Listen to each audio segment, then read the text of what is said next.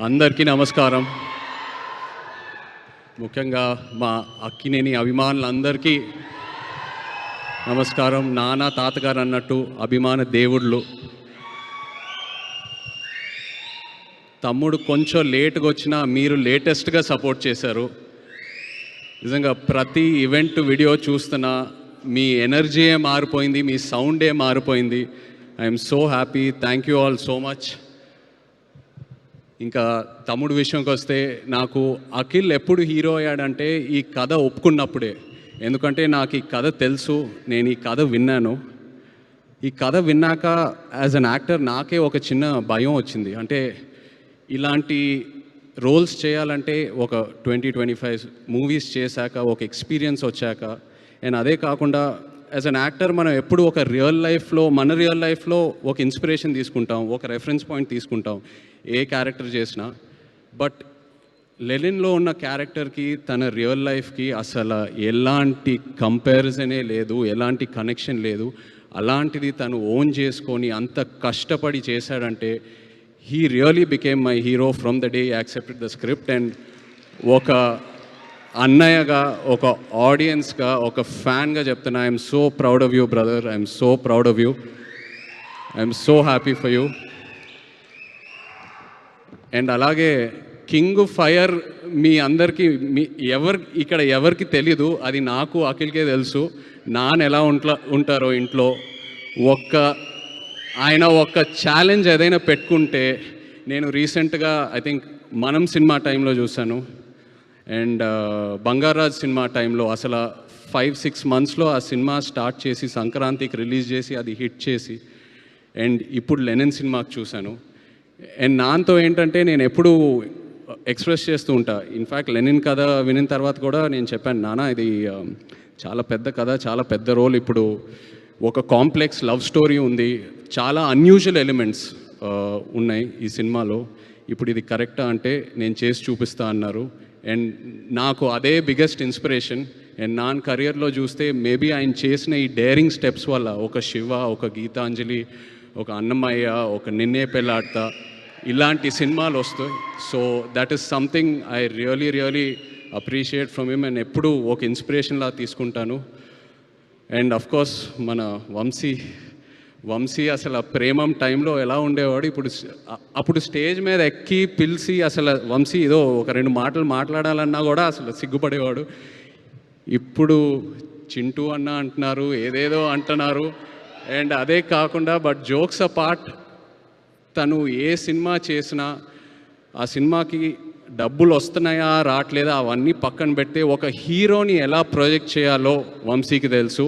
And అదే తమ్ముడికి ఇచ్చాడు. I'm so happy. Thank you so much Vamsi.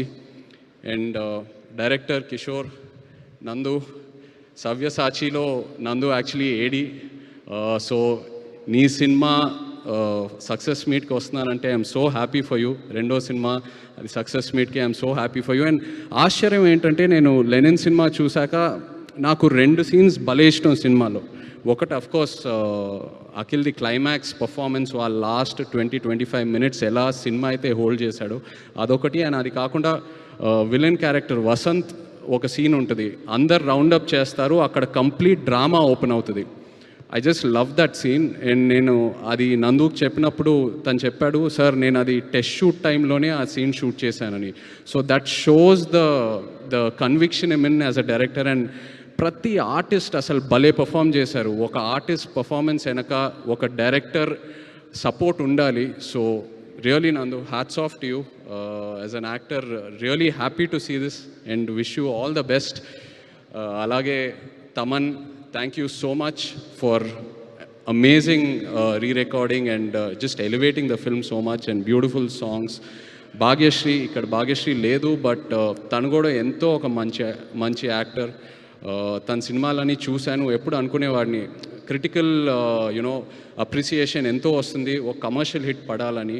and she got that with Lenin. So happy for you. And Pramod, really what acting, superb. Starting lo ela aithe nee character ni project chesavo audience ki, aa tarvata second half lo layer by layer ela aithe open up chesavo, it was so inspiring to see you as an actor.